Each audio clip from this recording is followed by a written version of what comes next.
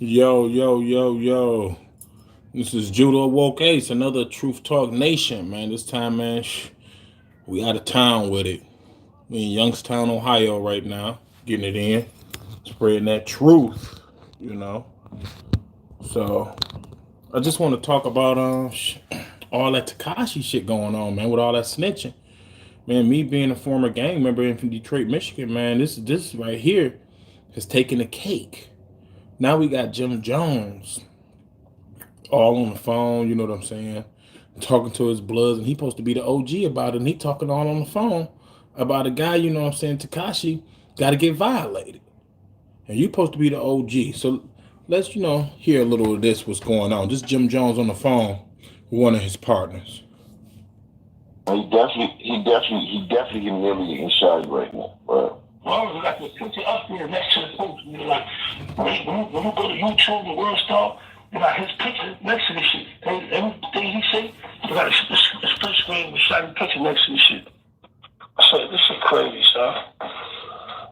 But he's doing that. He's doing that to make T9 think he don't got no relationship with boy. That's what he trying to do. That's what he trying to do. He trying to live. He trying to separate himself. That's cool, but now you gotta get violated. Yeah, super violated. Super duper. So ain't too much he can really do unless he gonna run around with 100 armed securities all day. You know what I'm saying? He gonna get shot at people. He ain't getting enough money for that.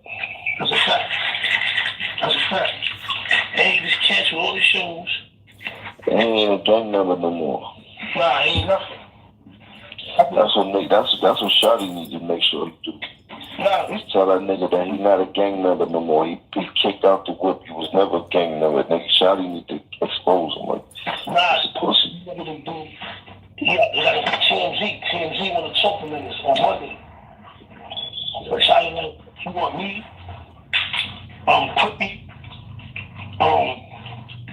I think he said, you don't need to be on no TMZ. Let Shotty be on TMZ. I'm not gonna get on it, but he wanted me to talk to nigga and tell nigga what happened. Like, you know, my lap first. You feel me? So you don't say nothing. You let Shotty handle that shit, bro. You don't say nothing. So don't say nothing. Nah, Shotty gotta handle that shit. He get on TMZ. He need to talk his talk and he talk his shit. You dig? Mm-hmm. And he need to be very, very, very articulate about what he's saying, why he made people think that nigga was a gang member. He needs to let niggas know that he was never a gang member. He was always a money ploy for the gang members. And he got to figure it out. But they gonna have to violate Shorty because Shorty on some bullshit. Shorty think he gonna be going to the strip clubs and all that type of shit. Like, Shorty better get on his A game. I already know Shotty. You know that nigga is a demon, homie.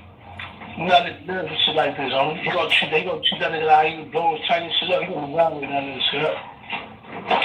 He don't got nothing to lose no more. This is all he had. Well, he better get the violating. He better stalk Shorty every move.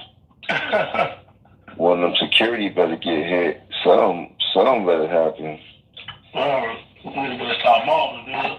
You better start doing something. Once he start tearing the security down, ain't no security gonna want that job. He gonna have to stay in the house pretty soon. That's it. That's what happens. Once security get injured, them niggas like, nah, he's too much of a liability. I'm not gonna protect nobody that know that is causing harm to us. No. And that's all these niggas gotta say. No Shotty, let niggas know, man, bro, we gonna tear the security up, bro. We not even worried about you, bro. We gonna tear the security up. Once niggas start doing that, the security gonna be like, listen, bro, I ain't in it for this, bro. You gonna have to do this shit on your own time, bro. You can't. The security out in New York can't run around with fire on them, right? Nah, them niggas, or unless they ex-police, but it don't matter at that time because they doing an illegal job. You dig? It don't matter because the shot ain't run down on them. They can't pull their gun out to shoot nobody. And this guy right here. And it sounded like my man was sitting there questioning them. Like, they can't use gun in New York, can they? This guy was just straight asking information. But I digress on this. Like I said, being a former gang member in Detroit, The rule number one is no talking on the phone, fools. I mean, you don't know this by now? This is Truth Talk Nation. So I'm just trying, you know what I'm saying, trying to let everybody know about this Tekashi thing that's going on with this Jim Jones. The Tekashi's implicating the Cardi B in Bloods, and Jim Jones is on the phone talking. Here go some video or audio of Tekashi in court snitching.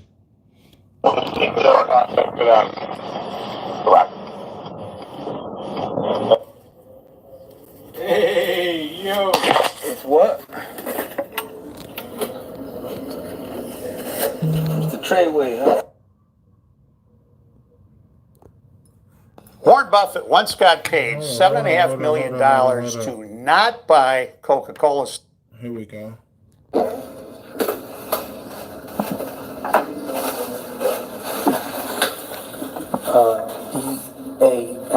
DANIEL space HERNANDEZ. All right, good afternoon. I'll ask you to keep your voice up and speak slowly and distinctly for the benefit of everybody in the courtroom. Counsel, you may inquire. Thank you, Your Honor. Good afternoon, Mr. Hernandez. Mr. Hernandez, how old are you? 23. You're older. Do you go by any other names? Yes. What are those? Tekashi. Right now is the audio of Tekashi inside court. Right now, snitching. Tekashi 6ix9ine. X. Yeah. Mr. Hernandez, where were you born? Bushwick, Brooklyn. How far did you go in school? About the 10th, 11th grade or so, like that. What? Mr. Hernandez, are you currently in federal custody? Yes, sir. Approximately when did you start living in federal custody? November 18, 2018. What were you arrested for? Racketeering charges, violent crimes, shootings, drug distribution. At some point, did you decide to cooperate with the government? Yes. When did that happen? A day after, November 19th, the day after we was taken down. In connection with your cooperation, have you pleaded guilty to certain crimes? Yes. What crimes did you plead guilty to? I believe there was 9 counts of racketeering, shootings, and drug distribution. And you listed racketeering as one of the crimes to which you pleaded guilty. Were you a member of any gang? Yes, sir. What was the name of the gang that you were a member of? The non-Trey Blood. Approximately when did you become a member? Around, I would say November of 2017. What sorts of things did 9 Trey members do? I'm sorry? What sorts of things did 9 Trey members do? We participated in a lot of, violent crimes, robberies, assaults. Right now, what you're hearing, we have real audio of Tekashi 6ix9ine in federal court snitching. Such of that nature. Mr. Hernandez, do you recognize anyone in the courtroom who was a member of 9 Trey when you were a member? Yes. Who do you recognize? And if you could identify that person, you identify as where they're sitting in an article of clothing that that person may be wearing. Anthony Ellison has a gray suit on.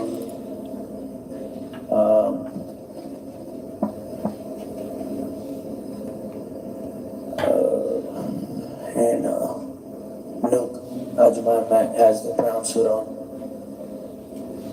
The white thing on his head. Your Honor, may the record reflect that the witnesses identified Mr. Mack and Mr. Ellison? Yes, the record reflects that Mr. Hernandez, in sequence, identified Mr. Ellison and then Mr. Mack. Thank you, Your Honor. Now, Mr. Hernandez, we'll turn back to 9 Trey in a minute. Before we do, I'd like to ask you some questions about your life before 9 Trey. Where'd you grow up? I was raised and lived Bushwick, Brooklyn.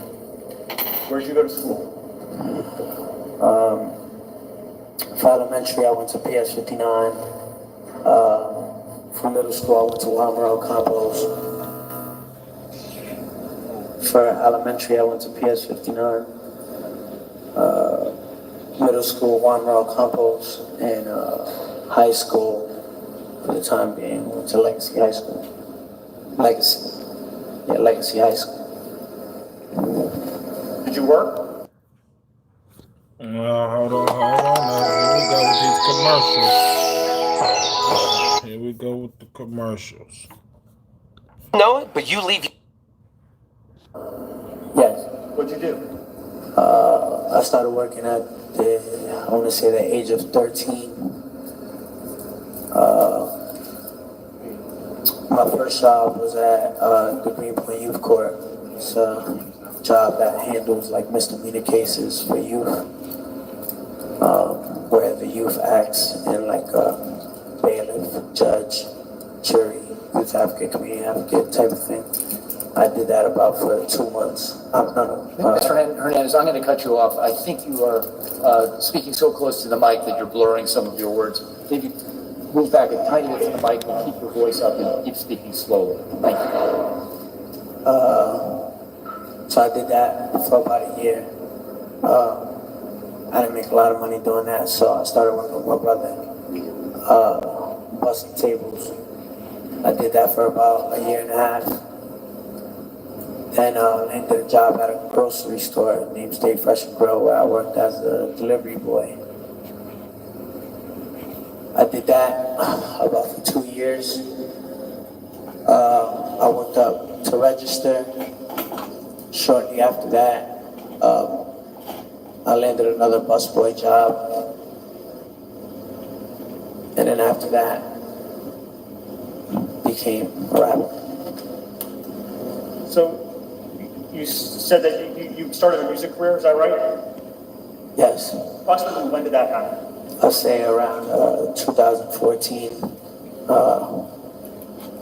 And how did it come about? Well, at the store I was working in, Stay Fresh and Grill. There was a guy under the name Peter Rogers, always coming there, buy a tea and like a tilapia, some peanuts, stuff like that. He asked me if I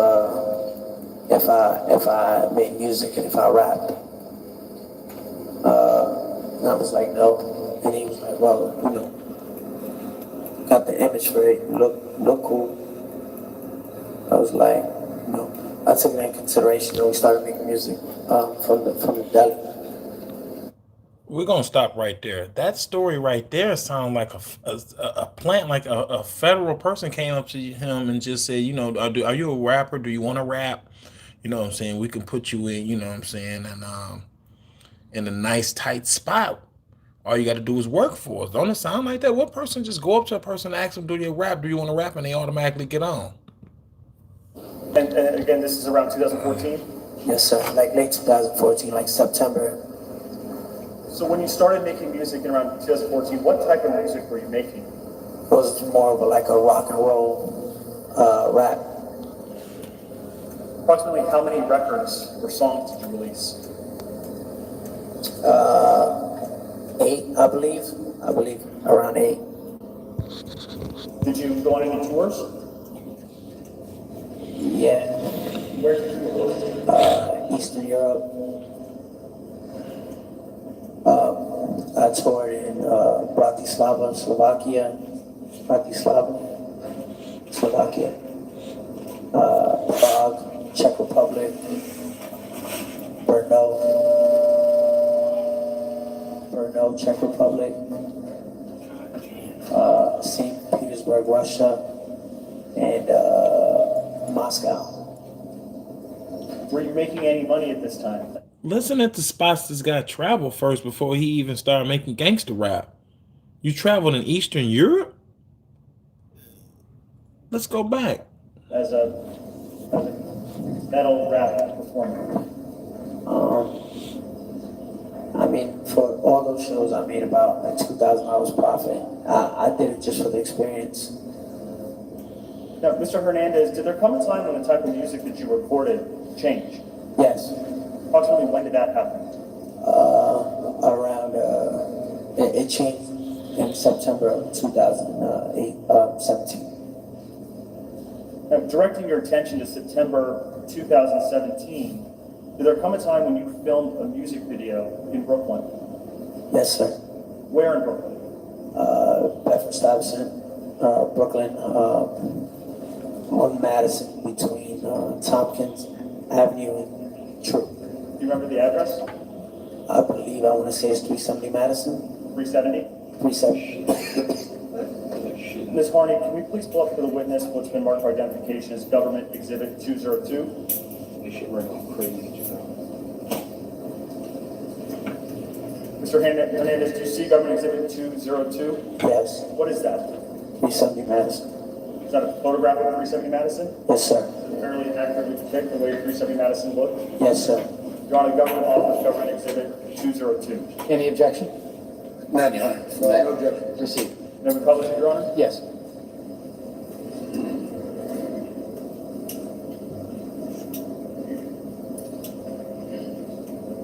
So you filmed the music video in front of 370 Madison? Yes, sir. What was the name of that song? Gummo. Gummo. Gummo. Ms. Harney, you can take down 202. Wow, man. You know what I'm saying? It's getting crazy. So I'm gonna play this last conversation from Casanova, which he was implicated in court too. You know what I'm saying? So Tekashi's is believed to be appearing on the stand a couple more times before it's all said and done. So let's see what Casanova got to say about this. I think the worst thing that happened in there was this internet shit. The internet allow you to hinder a nigga character, be tough, be a lot of things you're really not. No, I'm not talking about 6 9 I'm talking about that. I'm just talking about everybody in general, man. Without the internet, these dudes wouldn't even have a voice, man. You know what I'm saying? All y'all niggas, I don't want to stop being me telling me about what's going on with this nigga. I don't care. Oh, what happened? Okay. What's going on over there? That shit business. Care what he doing. I was going at it with him. Everybody turned on me. Stop playing my music.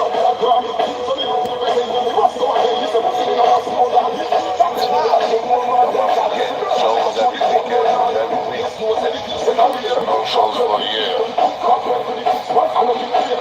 I say that to say any rappers coming up, just focus on your goal. This internet shit will try to distract you from what's important. Your family, your freedom.